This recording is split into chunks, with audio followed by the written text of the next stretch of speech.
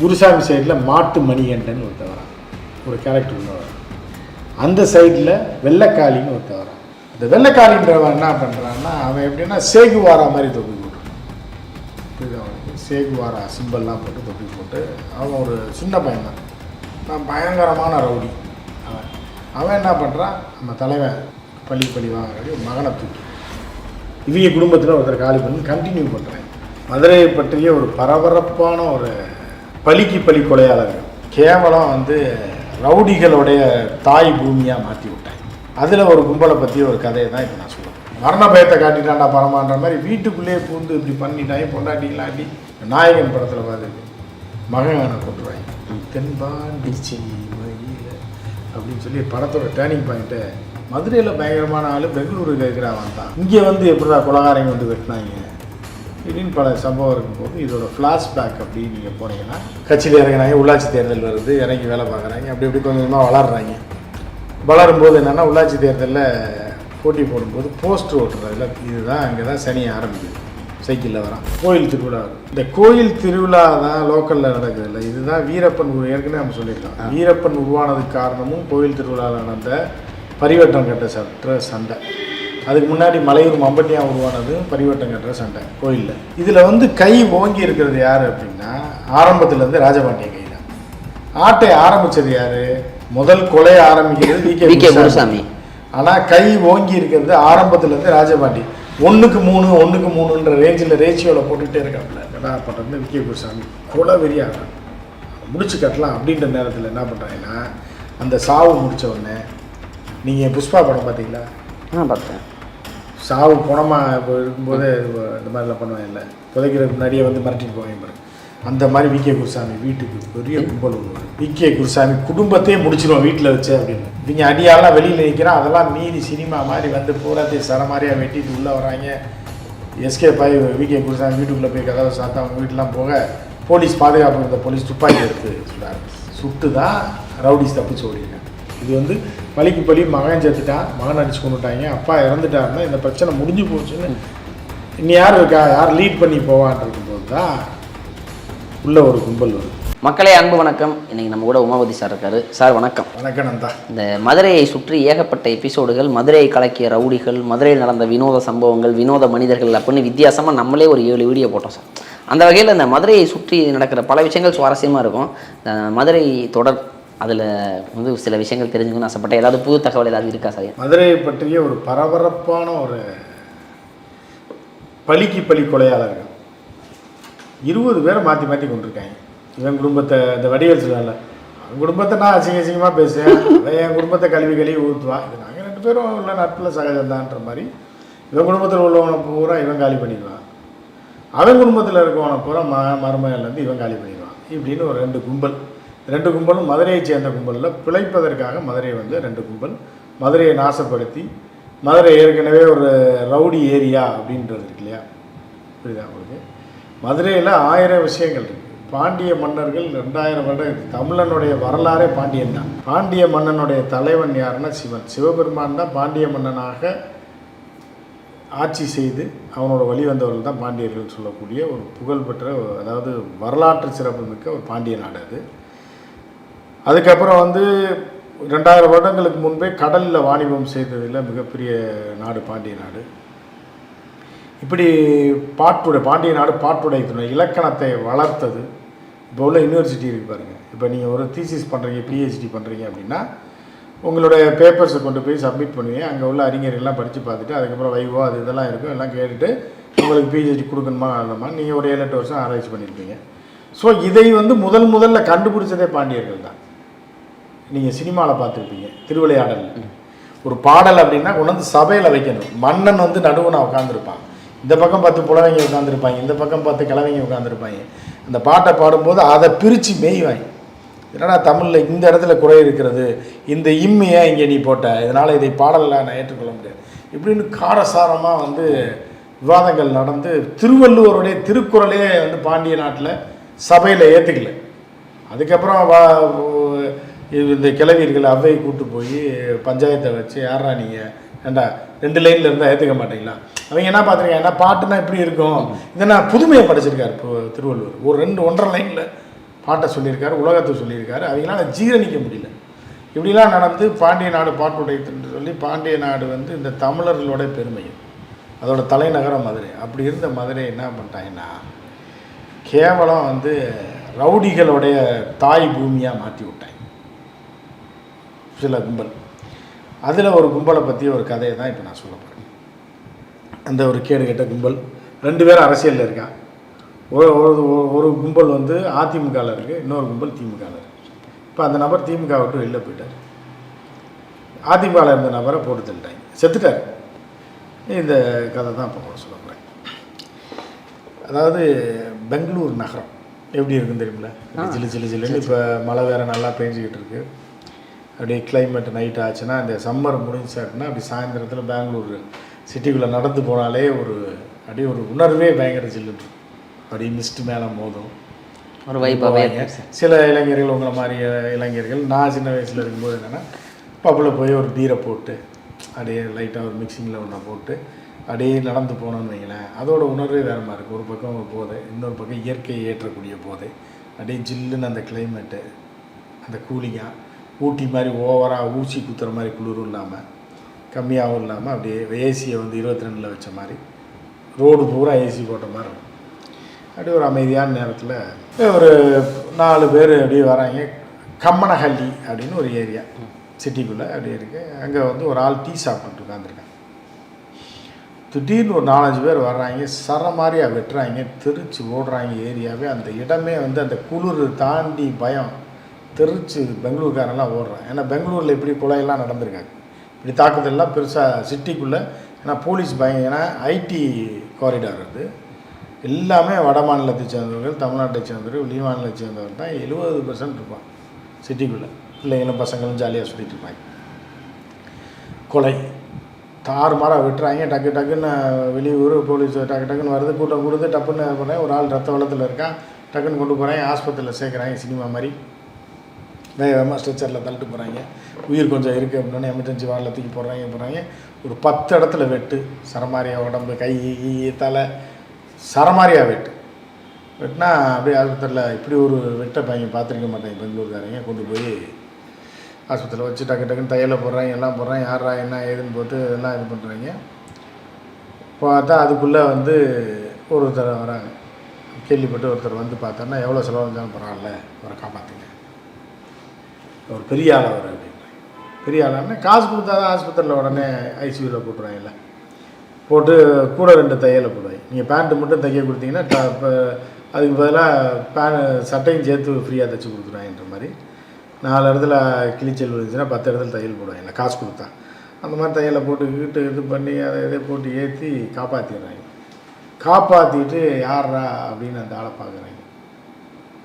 பார்த்தா ஒரு பயங்கரமான ஆள் மதுரையில் பயங்கரமான ஆள். பெங்களூருக்கு இருக்கிறா வந்தான், இங்கே வந்து எப்படிடா கொலகாரங்க வந்து வெட்டினாங்க இப்படின்னு பல சம்பவம் இருக்கும்போது இதோட ஃப்ளாஷ்பேக் அப்படின்னு நீங்கள் போனீங்கன்னா 2000ஆம் வருடம் அந்த டைமில் என்னன்னா மதுரை பயங்கர பூமாக வளர்ந்துக்கிட்டு இருக்குது. 91 ஜெயலலிதா ஆச்சு, 2006 வரைக்கும், 91 96 வரைக்கும், 96க்கு அப்புறம் கலைஞர் ஆட்சி மீண்டு வருது. அப்புறம் அது வந்தவொடனே ஒரு பெரிய வளர்ச்சி வருது. ரைட்டா? பொருளாதார ரீதியில் இந்தியாவே வளர்ந்துக்கிட்டு இருக்குது. 2000க்கு அப்புறம் கொஞ்சம் கொஞ்சமாக அதோட வளர்ச்சி பீக்கில் போகுது. 2006 பயங்கர பணப்புழக்கம் அப்படியே போயிட்டு இருக்கும்போது என்னன்னா ராமநாதபுரம் மாவட்டம் அந்த பகுதியெல்லாம் ஏற்கனவே வறட்சி பகுதின்னு வாங்கி அப்படி இருந்தோடனே அங்கே இருக்கவங்கெல்லாம் பிழைக்கிறதுக்கு மதுரைக்கு போயிடலாம் அப்படின்னு குடும்பமாக மதுரைக்கு வராங்க. அந்த மதுரைக்கு வந்த 2 குடும்பத்துக்குள்ளே பிழைக்க வந்த இடத்துல நடந்த கொலைகள் தான் இப்போ நான் சொல்ல போகிறேன். அதில் ஒரு ஆள் தான் இப்போ பெங்களூரில் குத்துயிர் கொலையிரும் ஆஸ்பத்திரியில் போட்டு பிழைச்சாரு, பெங்களூரில் ஹாஸ்பிட்டலில். அந்த ஆள் அவர் யாருன்னா விகே குருசாமி. அந்த ஆள் பேர் மதுரையில் மாநகராட்சி கவுன்சிலர் மண்டல தலைவராக இருந்த நபர் தான் அந்த விகே குருசாமி. எம்எல்ஏ சீட்டு கேட்டு கொடுத்துருந்தா அவர் எம்எல்ஏ ஆகிருப்பார், அமைச்சராக கூட ஆயிருந்திருக்கலாம் ஒரு காலகட்டத்தில். அப்படிப்பட்ட ஒரு நபர் தான் இந்த நபர். ஸோ இவங்க என்ன பண்ணுறாங்கன்னா 2003 ஃப்ளாஷ்பேக் போனீங்கன்னா கமுதியிலேருந்து ஒரு 2, 3, 4, 5 குடும்பம் பிழைப்புக்கு வழி இல்லாமல், அங்கே வந்து விவசாயம் நல்லா இருந்தாலும் பிரயோஜனம் கிடையாது, கமுதியில் மழையே பெய்யாது, பஞ்சம், 2 குடும்பம் வந்து அங்கேருந்து வராங்க. அம்மா அப்பா மகங்க இளந்தாரி பயலுகன்னு வாங்க மதுரையில். அந்த மாதிரி 2 குடும்பத்தில் 2 இளந்தாரி பயலுக இருக்காங்க. கொஞ்சம் இளந்தாரி பயலுன்னா ஒரு 28 வயசு 30 வயசு, பிழைக்க வழியில் இருக்கிற விவசாய நிலத்தில் இது இல்லை, சரி மதுரைக்கு போய் பொழைச்சிக்கலான்னு வராங்க. அப்படியே வந்தால் மதுரையோட அவுட்டரில் இருக்கிறது தான் கீரத்துறைன்னு ஏரியா. கீரத்துறை அந்த ஏரியாவுக்கு வராங்க. வந்தவுடனே அங்கே வாடகை வீட்டில் இருக்காங்க. இருந்துக்கிட்டு 2 குடும்பமும் வேறு வேறு சூழலெல்லாம் வருது. 2 பேரும் ஒரே ஜாதிக்காரங்க தான், நல்லா தெரிஞ்சுக்கணும். வராங்க. வந்தபடியே மதுரையில் வந்த உடனே இந்த விகே குருசாமின்ற இளைஞன் இருக்காங்கல்ல, இந்த இளைஞன் என்ன பண்ணுறாப்புலன்னா டிஎம்கேல சேர்றான். இன்னொரு இளைஞன் பார்த்தீங்கன்னா Rajapandian, VK Gurusamy. VK Gurusamy family, Rajapandian family. இந்த 2 ஃபேமிலியும் கமுதியிலேருந்து வருது. கமுதி ஏற்கனவே அதோடைய பழைய வரலாறை திருப்பி பார்த்தீங்கன்னா, நான் ஏற்கனவே உங்கள்கிட்ட சொல்லியிருக்கேன், ஒரு கிளவி வந்து அசிங்கமாக பேசிட்டான்னு சொல்லி ஒரு 25 பேரை கொண்டு விட்டாங்க பழிவாங்கல. அது மாதிரி ஒரு காட்டு மிராண்டித்தனமான ஒரு காலம் அது, ஊர் அது. இப்போ இல்லை, நான் சொல்கிறது 20 வருஷத்துக்கு முன்னாடி. 30 வருஷத்துக்கு முன்னாடி கமுதியில் பலிக்கு பலின்றது கமுதி தான் ரொம்ப ஃபேமஸ். இவன் 10 பேரை கொண்டு கூட முதல்ல சொன்னேன்ல, இவன் குடும்பத்தை நான் கழுவி ஊற்றுவேன், கழுவி ஊற்றிட்டாங்கன்னா கூட பரவாயில்ல, அது கூட பரவாயில்ல. வெட்டு தான் கொலை பண்ணி அந்த குடும்பத்தோட வாரிசே இல்லாமல் அழிச்சு போடுவாங்க. அவன் இவன் குடும்பத்தை வாரிசு இல்லாமல் அழிச்சுனா அப்போ 2 குடும்பம் அழிஞ்சு போயிடும். அப்போ எதுக்குடா நீங்கள் பிறந்தீங்க வளர்ந்தீங்கன்றதுக்கு அதெல்லாம் தெரியாது. ரொம்ப கொடூரமான காட்டு மிராண்டி குடும்பம். அந்த மாதிரியான இந்த 2 பேர் என்ன பண்ணுறாங்க, மதுரைக்கு வராங்க. ஒரு தான் டிஎம்கேல சேர்றான் அந்த இளைஞன், இன்னொரு இளைஞன் ராஜபாண்டியன்ற இளைஞன் ஏடிஎம்கேல சேர்றான். இப்படி போயிட்டுருக்கு.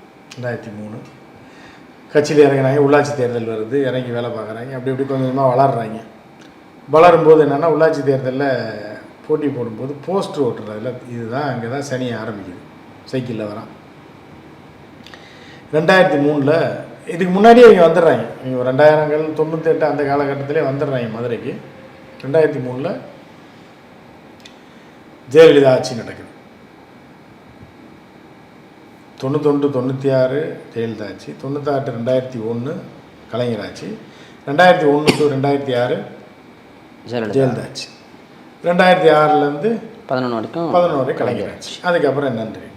ஸோ இப்படி இருக்கும்போது ஜெயலலிதா ஆட்சி நடந்து கொண்டு இருக்கும்போது என்ன ஆகுதுன்னா, இந்த ராஜபாண்டியன் ஏடிஎம்கேல சேர்ந்தார். இவர் டிஎம்கேல இருக்கார். டிஎம்கே ஆட்சி இல்லை. அப்போ வந்து உள்ளாட்சி தேர்தலில் போஸ்டர் ஓட்டுறதில் நடந்த தகராறில் என்ன பண்ணுறாங்கன்னா, பயங்கர பஞ்சாயத்து ஆகுது, அடிதடி நடக்குது, எல்லாம் நடக்குது. ஒரு கொலை ஜஸ்ட் மிஸ்ஸு. இந்த பழிக்கு பழி வாங்கின ஆளே நீ அடிச்சிட்டியா, அடித்தது தான். அடுத்து வந்து அந்த ஏரியாவில் கோயில் திருவிழா வரும். இந்த கோயில் திருவிழா தான் லோக்கலில் நடக்குது இல்லை, இதுதான் வீரப்பன் ஏற்கனவே நம்ம சொல்லியிருக்கோம். வீரப்பன் உருவானதுக்கு காரணமும் கோயில் திருவிழாவில் நடந்த பரிவட்டம் கட்டுற சண்டை. அதுக்கு முன்னாடி மலையூர் மம்பட்டியா உருவானது பரிவட்டம் கட்டுற சண்டை கோயிலில். இப்படி பல இதுக்கு இந்த பரிவட்டம் வச்சதுக்கு பல பேரை கொண்டிருக்காங்க கடந்த காலத்தில். 80களுக்கு முன்னாடி பூராமே பலிக்கு பலி பூரா கோயிலில் முதல் மரியாதையாக இவனுக்கு ஒரு துண்டை கட்டுவான், அடுத்து இவனுக்கு கட்டுவான். இவனுக்கு எப்படி முதல்ல கட்டினேன்னு சொல்லி பூசாரியை போட்டுருவாங்க. இல்லைன்னா முதல்ல பரிவட்டம் எவனுக்கு பாடுவான்னா அவனை இவன் போட்டுருவான். இல்லைன்னா எனக்கு கட்டுறது நீ கேட்குறியான்னு இவன் அவனை போட்டுருவான். அவன் இருந்தாலும் அவனுக்கு முதல்ல கட்டுவேன் அப்படின்னு அவன் போட்டுருவான். ஓ என்கிட்டயே எனக்கு முதல்ல கட்டக்கூடாது நீ சொல்கிறியா, இப்படி ஒருத்தன் வளர்ந்து வரக்கூடாதுன்னு அவனை போட்டுருவாங்க. இப்படி காட்டு மிராண்டிகள் வாழ்ந்த காலம் அது. ஒரு 80களுக்கு முன்னாடி போனா அது வந்து தென் மாநிலங்கள் மட்டும் கிடையாது, வீரப்பன் வாழ்ந்த வட மாநிலத்துலேயும் இதுதான், தருமபுரி வரைக்கும் இதுதான் பஞ்சாயத்து. ஸோ இப்படி இருக்கும்போது கோயில் திருவிழாவில் தகராறு வரும்போது தான் முதல் கொலை நடக்குது. இந்த செயின் மர்டர் இல்லை, இதில் முதல் மர்டர் எப்போ நடக்குதுன்னா 2003 இது உள்ளாட்சி தேர்தலுக்கு பிறகு கோயில் திருவிழா வருது. அந்த கோயில் திருவிழா நடக்குது. அந்த கோயில் திருவிழாவில் என்ன நடக்குது அப்படின்னு பார்த்தீங்கன்னா, அவன் யாருன்னா முனுசாமி அப்படின்ற ஒரு ஆள். யாருன்னா ராஜபாண்டியனோட ஆள். இவன் தான் அந்த போஸ்டர் ஓட்டும்போது தகராறு பண்ணுறவன். பண்ண உடனே என்ன பண்ணுறாங்க அப்படின்னா, விகே குருசாமி ஆட்கள் தான் முதல்ல இந்த ஆட்டத்தை ஆரம்பிக்கிறது. முனுசாமியை போட்டு தள்ளிடுறாங்க. அவன் யார், கமுதியிலேருந்து கூட்டு வரப்பட்டவன் ராஜபாண்டியனால், அதிமுககாரன். போட்டு தள்ளிடுறாங்க. பிடிச்சது சனி. அதுதான் இப்போ சொன்னேன், பெங்களூரில் இந்த வருஷம் 2003 நடந்த முதல் கொலை, 2024 கடைசி கொலையோட ட்ரை. எத்தனை வருஷம்? 20 வருஷம். இந்த 20 வருஷத்தில் 20 பேர் கொண்டிருக்காங்க மாற்றி மாற்றி. இப்போ இந்த கொலை நடந்த உடனே அவங்க பழிக்கு பழி என்ன பண்ணுறாங்க, ஏன்னா 3 பேரை போடுறாங்க. யார்? ராஜபாண்டியன் ஆட்கள், விகே குருசாமி ஆட்கள் 3 பேரை வெட்டி கொள்கிறாங்க மதுரைக்குள்ளே. கீரத்துறையில். அவங்க யார் அப்படின்னு பார்த்தீங்கன்னா மாரிமுத்துன்னு ஒருத்தன், மூர்த்தின்னு ஒருத்தன், ரமேஷ். இந்த 3 பேரை யாருன்னா ராஜபாண்டியனோட ஆட்கள். இது விகே குருசாமியோட ஆட்களை ராஜபாண்டிய ஆட்களை 1க்கு 3 போட்டு தள்ளுறாங்க. முனுசாமியோடைய மரணத்துக்கு பழி வாங்குறாங்க. அப்போ இது இப்போ ஒன்று விட்டுருவாரா? இப்போ விகே குருசாமியோட ஆட்கள் இந்த 3 பேருடைய மரணத்துக்கு மறுபடியும் பழி வாங்க கிளம்புறாங்க. 2003 முனுசாமியை போட்டு தள்ளுறாங்க. அவங்க வெயிட் பண்ணிக்கிட்டே இருக்காங்க. 2008 தான் இந்த ட்ரிபிள் மர்டர் நடக்கும். 5 வருஷம் மறக்கவே மாட்டாங்க எதையுமே. 5 வருஷம்னா ஒருத்தன் போடா சரி அதான் நடந்துச்சு, சரி விட பஞ்சாயத்து பண்ணிடணும்னு இல்லை. 2008 தான் இந்த 3 பேரை போடுறாங்க.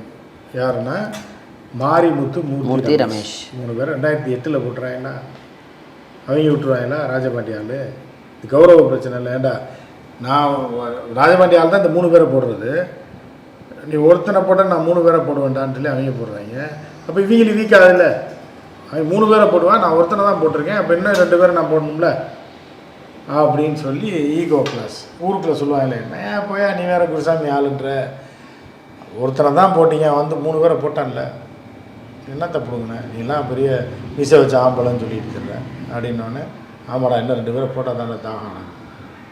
அப்போ உள்ளுக்குள்ளே இருக்க சொல்லுவான், அண்ணே அனாமத்தா போகிறவன் கூட இருக்கவன்லாம் போட்டான்னா வீட்டு கிடையாதுண்ணே, அவன் வீட்டில் ஒருத்தனை போடணுண்ணே, அப்போ தானே பயப்படுவாங்க, ராஜபாண்டியன் பயப்படுவானே, இல்லைன்னா நமக்கு மரியாதையே கிடையாதுண்ணே. சும்மா போகிற வரவன் கூட அடியாள் வீட்டில் வாட்ச்மேனாக இருந்தவனெல்லாம் போட்டோம்னா அது என்னென்ன அது, அவன் போட்ட 3 பேருமே நம்ம கூட உள்ளது அல்ல கை, நம்ம குடும்பத்துக்குள்ளே ஒருத்தனை போட்டால் தானே கரெக்டாக வரும் அப்படின்னு ஒரு பிளானை போடுறாங்க.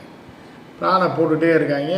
இவங்க எத்தனை வருஷம் ஆனாலும் யானை மாதிரி வச்சுட்டு பண்ணக்கூடிய கும்பல் தானே அந்த ஏரியாவில், கமுதி ஏரியாவில் காட்டுமராட்டி கும்பலில் ஒன்று தான் இது. உடனே என்ன பண்ணுறாங்க, இப்படியே போகுது காலம். 2013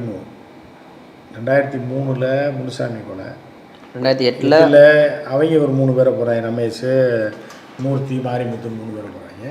திருப்பி வம்மம் வச்சுக்கிட்டே இருக்காங்க. கரெக்டாக டார்கெட் போட முடியல. 2013 வந்தது. 13 வந்தால் என்ன பண்ணுறேன், பதிலுக்கு பாம்பு பாண்டின்னு வந்தேன்.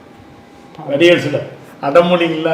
இப்போ இந்த அடைமொழிகள்லாம் வடிவேல் இன்ஸ்பயர் ஆனது கூட அந்த ஊர்களில் நடக்கும். ஆமாம், எல்லாமே ஊரில் போய் அது அடமொழி வைக்கிறதுல மதுரை அடிச்சிக்கவே முடியாது, மதுரை ராமநாடு அடிச்சிக்க முடியாது. ஆனால் அடமொழின்றது எல்லா இடத்துலையும் தான் இருக்குது. இந்த ரவுடிகளோட அடைமொழின்றது எல்லா நார்த் மெட்ராஸில் கூட இருக்குது, சவுத் மெட்ராஸில் இருக்குது, தாம்பரத்தில் இருக்குது. இப்போ கூட நீங்கள் பல கொலைகள் நடந்தது எல்லாம் பார்த்தீங்கன்னா இவன் அவன் சொல்லி பல பக்ரி சிடி மணி அப்படின்னு வந்து வச்சுருப்பாங்க. இந்த மாதிரியான இதில் வந்து பாம்பு பாண்டி. இதுக்கு இடையில் 2013 என்ன பண்ணுறாங்கன்னா, குருசாமி இருக்காங்க, விகே குருசாமி மருமகனை போடுறாங்க. திருப்பி இவங்க ட்ரை பண்ணி அவன் குடும்பத்தில் ஒருத்தனை போடணும்னு ட்ரை பண்ணுறாங்க. தள்ளி போய்கிட்டே இருக்குது. தள்ளி போயிட்டே இருந்தால் அவங்களே திருப்பி முந்திக்கிறாங்க, நம்மளை போட்டுருவாங்க, நம்ம குடும்பத்தில் ஒருத்தனை போட்டுருவாங்க சொல்லி. விகே குருசாமியோட தங்கச்சி புருஷன் தான் இந்த பாம்பு பாண்டி. இப்போ நீங்கள் இப்போ ஒரு படம் பார்த்தீங்கல்ல, இது பார்த்துருப்பீங்க, தங்கலான். அதில் பாம்பை வெட்டினாலும் பாம்பு போய் கடிக்கும் பாருங்க, மண்டை மட்டும் போய். அந்த மாதிரி பாம்பு பாண்டி பயங்கரமான ஆள்.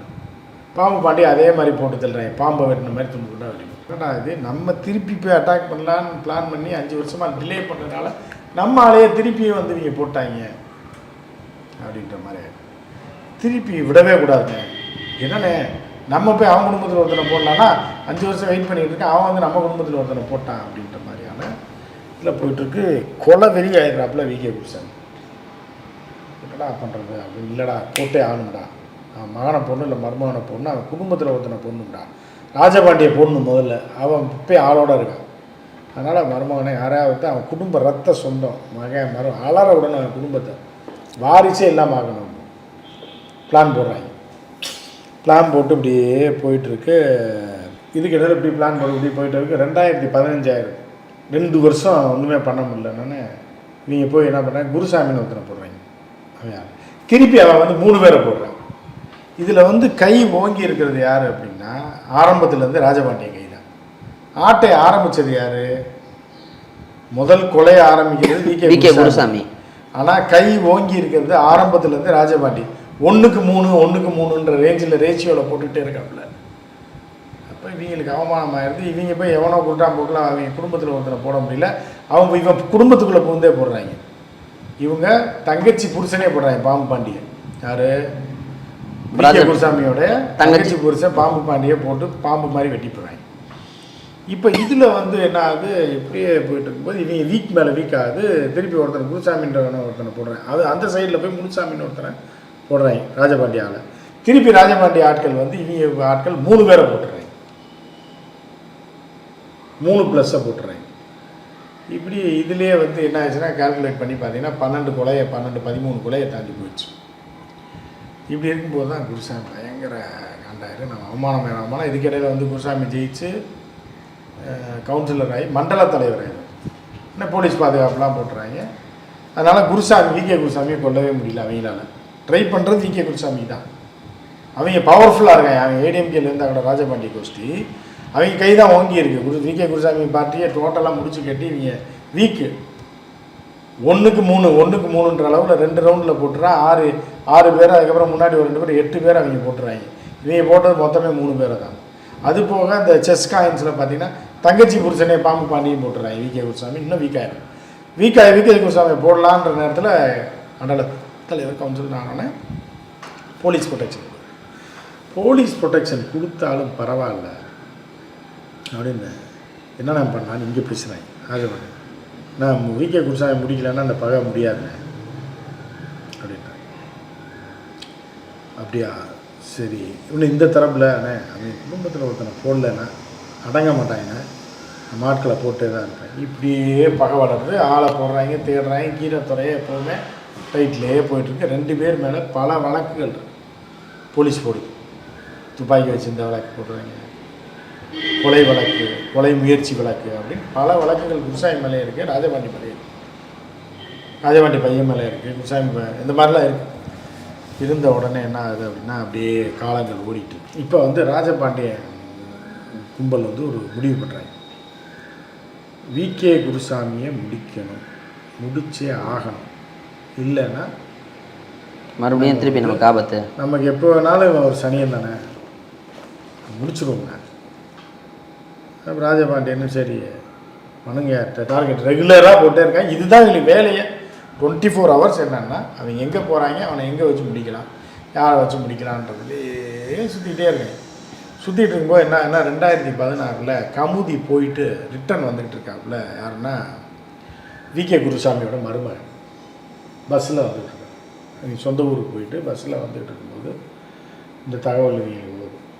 தனியாக கமுதிக்கு வந்துட்டு அங்கே கமுதியிலேருந்து சொல்கிறாங்க, ஏன்னா குருசாமி மருமகன் வந்து தனியாக வந்துட்டு போகிறாப்புல, ஒரு கிராமத்துக்கு வந்து தனியாக தான் பஸ் ஏறி போகிறாப்புலன்னா பஸ்ஸு போகிறதுக்கு 3 மணி நேரம் ஆகும்ல. எங்கே வேணாலும் 3 மணி நேரம் எவ்வளோ பெரிய டைமு, டப்புன்னு கார் எடுத்துகிட்டு போய் எங்கேயா மடக்கிடலாம்ல. பஸ் நம்பரு பஸ்ஸெல்லாம் சொல்லிடுறாங்க. சார்ன்னு அவங்க என்ன பண்ணுறாங்க, மருமகன் தனியாக வரான் ஆமாம் அப்படின்னு நேராக வந்து அந்த பஸ்ஸு மதுரை ரீச் ஆகிறதுக்கு முன்னாடியே ஒரு இடத்துல வளைச்சி வண்டியில் போய் பஸ்ஸை நிறுத்தி சினிமா மாதிரி பஸ்ஸில் இருந்த குருசாமி போகிற மருமகனை கீழே இறக்கி சரமாரியாக வெட்டி விட்றாங்க. ஏற்கனவே தங்கச்சி புருஷன் பாம்பு பாண்டியை கொண்டாங்க, இவனையும் போட்டாங்க. மருமகனை போட்டால் அப்படி இருக்கு, மக தாலி எடுத்து வரல, மகளோட வாழ்க்கை முடிஞ்சு போச்சுல்ல, என்னடா பண்ணுறதுன்னு குருசாமி கொலை வெறியாகிறான். முடிச்சு கட்டலாம் அப்படின்ற நேரத்தில் என்ன பண்ணுறாங்கன்னா அந்த சாவு முடித்த உடனே, நீங்கள் புஷ்பா படம் பார்த்தீங்களா? பார்த்துறேன். சாவு பணமாக இப்போ இருக்கும்போது இந்த மாதிரிலாம் பண்ணுவாங்க இல்லை, புதைக்கிறதுக்கு முன்னாடியே வந்து மிரட்டிட்டு போவாங்க பாரு. அந்த மாதிரி குருசாமி வீட்டுக்கு பெரிய கும்பல் ஒன்று வருது. குருசாமி குடும்பத்தையே முடிச்சிருவோம் வீட்டில் வச்சு அப்படின்னு. இவங்க அடியாலாம் வெளியில் நிற்கிறான். அதெல்லாம் மீறி சினிமா மாதிரி வந்து பூராத்தையும் சரமாரியாக வெட்டிட்டு உள்ளே வராங்க. எஸ்கேப் ஆகி குருசாமி வீட்டுக்குள்ளே போய் கதவை சாத்தா அவங்க வீட்டெலாம் போக போலீஸ் பாதுகாப்பு இருந்த போலீஸ் துப்பாக்கி எடுத்து சுட ஆரம்பிச்சு. சுட்டு தான் ரவுடிஸ் தப்பிச்சு ஓடிருக்காங்க. யார்?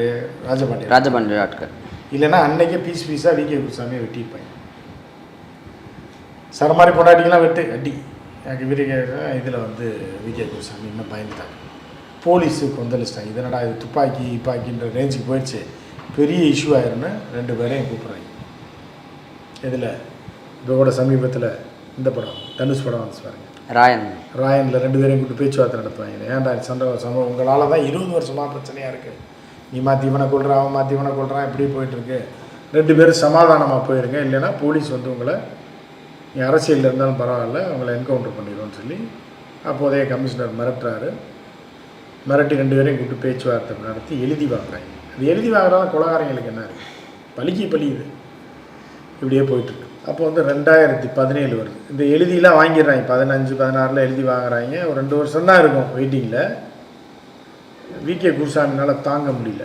நம்ம வீட்டுக்குள்ளே புகுந்து நம்ம அரசியலில் இவ்வளோ பெரிய அப்பா டக்கரு, திமுக ஆட்சியில் நம்ம அப்படி இருக்கோம், அவன் அதிமுக ஆட்சியில் அவன் செல்வாக்காக இருக்கான், அப்படி மாற்றி மாற்றி இருக்கோம். நம்ம பெரிய அவமானம்ல. வீடு தேடி ஆளை தேடி அடித்ததுன்றது வேறு. வீடு தேடி வந்து போட பார்த்தாயா விகே குருசாமி, ஜஸ்ட் மிஸ்ஸியா, தப்புச்சிட்டாயா, கத்தி கதறி தப்புச்சிட்டாயா, அப்படி இப்படின்னு பெருத்த அவமானம். நம்ம இவ்வளோ இதாக இருக்கோம், மரண பயத்தை காட்டிட்டான்டா பரமான்ற மாதிரி வீட்டுக்குள்ளேயே பூந்து இப்படி பண்ணிட்டாங்க. பொண்டாட்டிங்களாட்டி தெரிச்சு ஓட விட்டாங்க. போலீஸ் இல்லைன்னா நீங்கள் நம்மளை சின்னாவிடம் ஆகியிருப்பாங்க குடும்பத்தை அப்படின்னு உடனே பழிக்கு பழி வாங்கணும், இல்லை அடுத்து இதை முடியாதியா அப்படின்னு சொல்லி அமைதியாக இருக்க மாதிரி காமிச்சிட்டு என்ன பண்ணுறாங்கன்னா 2017 ராஜபாண்டியோட மகனையை போட்டுறாங்க. உச்சக்கட்ட கடுப்புக்கு போயிடுறாங்க. சரி, நம்ம வெளியாள் வெளி சுற்றில் இருக்கோனையா கொண்டுட்டு இருந்தோன்னா மரியாதை கிடையாது. நம்ம வீட்டில் புகுந்து குடும்பம் பிள்ளை குட்டிக்கு பயத்தை காட்டிட்டான். அப்போ நம்ம வாழ்ந்து என்ன மீசை வச்சு என்ன பிரயோஜனம், இவ்வளோ அதிகாரத்தில் இருந்து என்ன பிரயோஜனம்? அப்போ ராஜபாண்டியனையும் போட முடியல, என்ன தாண்டா பண்ணுறீங்கன்னு. சரி, ராஜபாண்டி மகனை போனால் அவனையும் போட முடியலன்னு கடைசியில் என்ன பண்ணுறாங்கன்னா ஆளை வச்சு இதே வேலையை அலைஞ்சு ராஜபாண்டி பையனை போட்டுறாங்க. எப்படி இருக்கும்? சும்மா அடியாளை ஒருத்தனை கொண்டதுக்கே 3 பேரை போட்டவங்க ராஜபாண்டி கும்பல் இறங்கி அடிச்சு. இதில் இந்த பக்கம் பார்த்தீங்கன்னா இவர் விகே குருசாமி அதிகாரத்தில் கவுன்சிலராக இருந்து பெரிய ஆளாக இருந்தார். ராஜபாண்டியன் கட்சியில் பெரிய ஆளாக இருந்தாப்புல ஏடிஎம்கேல. அப்போ வந்து ராஜபாண்டியனை அசைக்கவே முடியல. ஆரம்பத்துலேருந்து ராஜபாண்டியன் கை தான் ஓங்கியிருக்கு. அந்த மாதிரியாக போயிட்டுருக்கு. 1:3 ரேஷியோவில் போயிட்டுருக்கேன். இது மாதிரி செஸ் கேம் மாதிரி. மகனை போட்டால் அப்படி இருக்கும். நாயகன் படத்தில் பார்த்துருக்கு, மகனை போட்டுருவாங்க. தென்பாண்டி மகிழ அப்படின்னு சொல்லி படத்தோட டேர்னிங் பாயிண்ட்டு அதை கொலைக்கப்புறம் தான். எப்படியா இருந்தாலும் யாராக இருந்தாலும் மகன் பிள்ளை குழந்தை அப்படின்னா அவனுக்கு இந்த தந்தைக்கு எவ்வளோ கொலை காண்டாயிடுறாங்க. ராஜபாண்டி கோஷ்டி முடிடாவன அப்படின்றாங்க. முடிச்சிடுறா என்ன ஆனாலும் பரவாயில்லனா ஃபுல் ப்ரொடெக்ஷன் போடுறாங்க. யாருக்கு? விகே குருசாமி. போலீஸ் ப்ரொடெக்ஷன் வேறு, அடியாள் ப்ரொடெக்ஷன் வேறு. ஆனால் உள்ளுக்குள்ளே 2 பேருக்கு அந்த வெறி இருக்குது. யாரை முதல்ல ராஜபாண்டியை போடுறதா விகே குருசாமியை போடுறதா? இந்த 2 பேரில் யாராவது செத்து ஆகணும். யாராவது ஒருத்தர் செத்தாலும் இன்னொருத்தரையும் கொண்டுருவாங்க. அந்த 2 குடும்பம் பிழைக்க வந்த குடும்பம் மாதிரிக்கு 2மே அழிஞ்சு போயிடும். மேக்ஸிமம் மருமகெல்லாம் கொண்டுக்கிட்டே இருக்காங்க. சரி இப்படின்னு போயிட்டு இருக்கும்போது என்ன 2017 மகனை கொண்டோன்னே அதுக்கப்புறம் திருப்பி போலீஸ் பஞ்சாயத்து பண்ணி எல்லாம் பண்ணுது. அவன் எப்படி மகனை கொண்டதுக்கப்புறம் அடங்குவாங்க? இப்படி இருக்கும்போது விகே குருசாமிக்கு ஒரு லக்கு என்னன்னா, உடம்பு சரியில்லாமல் ராஜபாண்டி இறந்துடுறாப்புல, இயற்கையாகவே இறந்துடுறாப்புல. இதுக்கு முன்னாடி என்ன அப்படின்னு பார்த்தீங்கன்னா, இந்த 2017 நடந்த கொடூரங்கள் இருக்குல்ல, இது வந்து ராஜபாண்டியன் குடும்பத்திலே நடந்துடாத கொடூரங்கள். எப்படின்னா, ராஜபாண்டியன் வந்தாப்புல இவங்க ஒருத்தனை கொண்டா 3 பேரை போட்டாங்க அவங்க ஆள் இப்படின்னு போயிட்டு இருந்தப்ப, ராஜபாண்டிய மகன் கொலைன்னு சொன்னேன்ல, கொலை பண்ணிட்டாங்க. எப்படி இருக்கும் தென்பாண்டி சிம்மையில் பாட்டலாம். இந்த மாதிரி எப்படி கொலை பண்ணுறாங்கன்னா கடத்திடுறாங்க. யார்? ராஜபாண்டியனோட பையனை கடத்தி, அவன் பயங்கரமான ஆள் தான், தூக்கிடுறாங்க. தூக்கி வண்டியில் கொண்டு போய் கமுதிக்கே கொண்டு போயிடுறாங்க. பிறந்த சொந்த ஊருக்கே கொண்டு போய் கொடூரமான முறையில் அடித்தே கொள்றாங்க. குற்றுயிர் கொலைமா அடிக்க வேண்டியது. அவனை ஒரேடியாக கொண்டா உயிர் போயிடும்ல, அவனை போட்டு டார்ச்சர் பண்ணி உங்கள் அப்பான்ட்ட போய் சொல்கிறான் அப்படின்ட்டு சினிமாலாம் கேட்டேன். தொட்டான்ல உன்னைய கொள்றாங்க, இப்போ வர சொல்லுவாங்க அப்பனை அப்படின்ற மாதிரி பயங்கரமாக இது பண்ணி அடித்து இரும்பு ஆளால் அடித்து அதை இதை அடித்து கொடூரமாக. இதில் தான் குருசாமி வந்து மனம் உடைஞ்சு, சரி ராஜபாண்டி மனம் உடைந்து உடல் அளவில் இருக்காரு, இருக்காரு நம்ம இவ்வளோ பெரிய ஆள் அப்படின்னா, அவருக்கு அந்த காலத்தில் இயற்கையாக இறந்துடுறாரு. இறந்ததுக்கு அப்புறம் என்ன பண்ணுறாங்கன்னா அவங்க கோஷ்டி திருப்பி விடுவாங்க. இது வந்து பழிக்கு பழி, மகன் செத்துட்டான், மகன் அடித்து கொண்டுட்டாங்க, அப்பா இறந்துட்டாருன்னா இந்த பிரச்சனை முடிஞ்சு போச்சுன்னு இனி யார் இருக்கா, யார் லீட் பண்ணி போவான் இருக்கும்போது தான் உள்ள ஒரு கும்பல் வருது. யார் அப்படின்னு பார்த்தீங்கன்னா, குருசாமி சைடில் மாட்டு மணிகண்டன் ஒருத்தவரான், ஒரு கேரக்டர் உள்ளவர். அந்த சைடில் வெள்ளைக்காளின்னு ஒருத்தவரான். இந்த வெள்ளைக்காலின்றவன் என்ன பண்ணுறான்னா அவன் எப்படின்னா சேகுவாரா மாதிரி தொப்பி போட்டுருக்கான். புரியுது? அவனுக்கு சேகுவாரா சிம்பிள்லாம் போட்டு தொப்பி போட்டு அவன் ஒரு சின்ன பையன் தான், நான் பயங்கரமான ரவுடி. அவன் என்ன பண்ணுறான், நம்ம தலைவன் பள்ளி வாங்குறதுக்கு மகனை தூக்கி இவங்க குடும்பத்தில் ஒருத்தர் காலி பண்ணி கண்டினியூ பண்ணுறாங்க. போலீஸ் என்ன நினைக்குது, ராஜபாண்டே இறந்துட்டாப்புல, இந்த பிரச்சனை முடிஞ்சது, வெட்டி கொண்டு விட்டாங்க. இப்போ மீதி இவங்களுடைய மருமகனை கொண்டு விட்டாங்க. மீதி இருக்கிறது விகே குருசாமி மட்டும்தான் உயிரோடு இருக்காப்புல அப்படின்னாலே விகே குருசாமி சொல்கிறாங்க, நீ மகனை போட்ட, நீ உயிரோடையே விட மாட்டாங்க அப்படின்னா கட்சியிலையும் வந்து நீக்கிடுறாங்க, கட்சியை விட்டு நீக்கிடுறாங்க. கூட என்னென்னு அப்படியே என்ன பண்ணுறாங்க, இப்படி இருக்கும்போது தான் திடீர்னு பார்த்தா அடுத்து ராஜபாண்டியன் அப்படியே அமைதியாக இருக்கும்போது ராஜபாண்டியனுடைய மருமகனை போடுறாங்க. அவரோட வழக்கறிஞர், அதாவது ராஜபாண்டியனுடைய மகனை போட்டாங்க. ராஜபாண்டியன் செத்துட்டாப்புல. அதுக்கப்புறம் அவர் மருமகன் பேலன்ஸ் இருக்கிறது யாருன்னா விகே குருசாமி மருமகன் இருக்காப்புல வழக்கறிஞர். விகே குருசாமியும் போடணும், விகே குருசாமி மருமகனையும் போட்டோம்னா அந்த குடும்பம் அழிஞ்சு போச்சுன்னு அர்த்தம். இப்படி இருக்கும்போது இவர் செத்துட்டாருன்னு நினச்சிட்டு இருக்கும்போது ராஜபாண்டிய ஆட்கள் என்ன பண்ணுறாங்க, வந்து விகே குருசாமி மருமகனை போட்டுறாங்க. இன்னொரு மருமகன் ஆரம்பத்திலே ஒருத்தரை கொண்டு வந்தாங்க, இது இல்லாமல் இன்னொரு மருமகனை வந்து வழக்கறிஞராக இருக்கவரை கொண்டு போட்டுறாங்க. அவரும் இந்த ரவுடி தான், எல்லாத்தையும் இவங்களுக்கு உடந்ததான் எல்லாங்க. போட்டால் விகே குருசாமி வயசாயிடல, ஆடி போயிடறாங்க, நம்மளை கொல்லாமல் விட மாட்டாங்க அப்படின்னு சொல்லி தான் பெங்களூர் போயிடுறாரு. தப்பிச்சு பெங்களூரில் போய் அமைதியான வாழ்க்கை வாழுவாங்க அப்படின்னு போனால் இத்தனை கொலைகளுக்கு யார் பதில் சொல்கிறது? அமைதியான வாழ்க்கையை நீங்கள் வாழலாம், அவங்க தரப்பு சொல்கிறாங்க, நம்ம சொல்லலை. அமைதியான வாழ்க்கையை நீங்கள் வாழுங்க, நல்லது தான். ஆனால் நீங்கள் போட்ட ஆட்களுக்கு பதில் ராஜபாண்டிய மகனே போட்டிங்களே. அவங்க இப்போ சொன்னால் அப்போ நீங்கள் பாம்பு பாண்டியை போட்டிங்கல்ல, அப்போ நீங்கள் இவனை போட்டீங்க, வக்கீலை போட்டிங்கள மருமகனை, அப்போ ஏன் மருமகனை போட்டிங்கல்ல இப்படின்னு முடிவிக்க வரல. அப்போ இந்த வெள்ளைக்காலின்றவரா ரவுடி அவன் தான் சொல்லதான் இருக்கு. அவன் வந்து என்ன சொல்கிறான்னா, விகே குருசாமியோட குடும்பத்தில் ஒருத்தன் கூட விட மாட்டேன்னு சொல்லி அவன் தான் ஆளை இறக்குறான் பெங்களூர். ஆனால் இதில் விகே குருசாமி ஜஸ்ட் மிஸ்ஸில் நான் முதல்ல சொன்னேன்ல, பெங்களூரில் வெட்டி அதை உயிர் பழைச்சு அங்கேருந்து தூக்கி கொண்டு வந்து ஒரு ரகசிய இடத்துல வச்சுருக்காங்க. பாதுகாப்பாக வீட்டிலையே இருந்துட்டு ட்ரீட்மெண்ட் எடுத்துக்கிட்டு இப்போ இருக்காரா சார்? அவர் இருக்கார். இப்போ அதில் சம்மந்தப்பட்டவங்கள இந்த சம்பவம் வந்து பெங்களூர் சம்பவம் நடந்து 1 மாதம் தான் ஆகுது. இப்போ இருக்காரான்னு பொழைச்சி தான் வீட்டில் இருக்காப்புல. ஸோ இந்த வெள்ளைக்காளி கும்பல் என்ன சொல்லுது அப்படின்னா, நிச்சயமாக அவர் இருக்கட்டும், இப்படி வெளியே வந்தால் நான் ஒரு நாளைக்கு இப்போ அவங்களெல்லாம் கைது பண்ணி போலீஸ் செட்டில் அடிச்சிட்டாங்க. பண்ணா என்ன வழக்கில் இல்லையே அப்படின்னு தானே காட்டுறேன். இப்போ வெள்ளைக்காலின்னா கூட ஒரு ரவுடி கும்பலாக ஒரு ஏவல் கும்பல் தான் போய் அங்கே அட்டாக் பண்ணியிருக்கோம். போலீஸில் கேஸ் நிற்காது. பெங்களூரு கன்னடத்தில் விசாரிப்பாங்க, என்னத்தையும் ஒன்று இவன் இல்லை, இந்த இவன் தான் அவன் தான் சாட்சி இல்லாமல் கலைஞ்சி போயிடும். இது போலீஸு குற்றம், கோர்ட்டு தண்டனை, தூக்கு தண்டனை, ஆயுள் தண்டனை எல்லாம் தாண்டினது.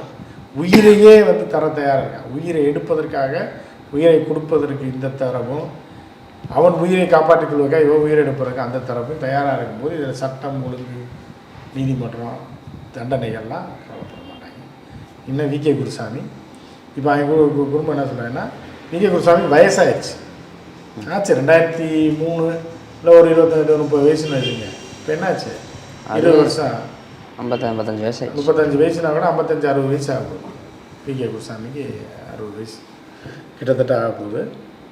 இப்போ நீ இயற்கையாகவே அவர் என்ன எவ்வளோ நாள் இருப்பாருன்றது ஒரு இதாக இருந்தால் கூட இவங்க இயற்கையாக சாக விட மாட்டேன், நீ இயற்கையாக சாகக்கூடாது அப்படின்னு இதில் என்னென்னா, இவங்க வீட்டில் பொண்ணு எடுத்ததுனால மருமகன் செத்து போயிட்டாங்க. அவன் வீட்டில் பொண்ணு எடுத்தால் அந்த மகன் பிறந்த மகன் செத்து போயிட்டாப்புல. இப்போ இதில் என்ன ஆயிடுச்சுன்னா, இந்த 2 தலைகளும் உயிரோட, ஒன்று இயற்கையாக செத்துருச்சு, இன்னொன்று மரணத்துக்கு போராடி இப்போ ட்ரீட்மெண்ட்டில் இருக்குது. ஸோ வந்து இந்த இதில் ஒரு கதை என்னென்னா, பிழைப்பதற்காக மதுரையில் வந்து செத்து போயிட்டாங்க, மாறி மாறி கொன்று. இது அங்கேயே கமுதியிலே செஞ்சுருக்கலாமே. மாறி மாறி சாகணும்னா அங்கேயே மறந்த கலந்து குடிச்சு 2 பேரும் செத்துருக்கலாம், மாற்றி மாற்றி கொலை பண்ணியிருந்துருக்கலாம். எதுக்கு இங்கே வந்து வளர்ந்து பிள்ளைகளை பெற்று அதை வளர்த்து அதற்கு படிக்க வைத்து மருமகங்களுக்கு கட்டி கொடுத்து அந்த மருமகனும் உயிரிழந்து நீங்களும் உயிரிழந்து அவன் மகனையும் கொன்று எதுக்கு இந்த கொடூரம்?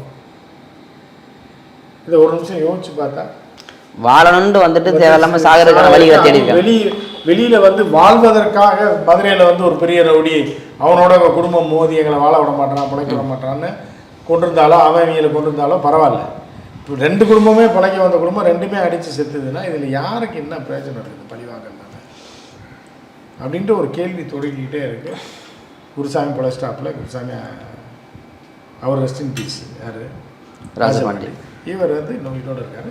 கொல்லாமல் விட மாட்டேன்னு சொல்லி வெள்ளைக்காளி ஒரு பக்கம், என் தலைவனை காப்பாற்றாமல் விட மாட்டேன்னு சொல்லி மாட்டு மணி இந்த பக்கம், இப்படின்னு இந்த படம் இந்த கதை வந்து இதோட அப்படி நிற்கிது. ஒரு செய்திக்குள்ளே பெங்களூரில் நடந்த ஒரு சம்பவத்திற்குள்ள 20 வருடம் பின்னோக்கி 20 சம்பவங்கள், அதில் பல கொலைகள் பழிக்கு பழியாக ஒரு பெரிய திரைப்பட கதை மாதிரி இருக்குது சார். மேபி இந்த குற்ற சம்பவங்கள்லாம் நடக்காமல் இருக்கணும், அதற்கு காவல்துறை முழு நடவடிக்கை எடுத்துக்கிட்டு தான் இருக்காங்க. எனிவேஸ் இந்த தகவலை பகிர்ந்துக்கிட்டதுக்கு நன்றி சார்.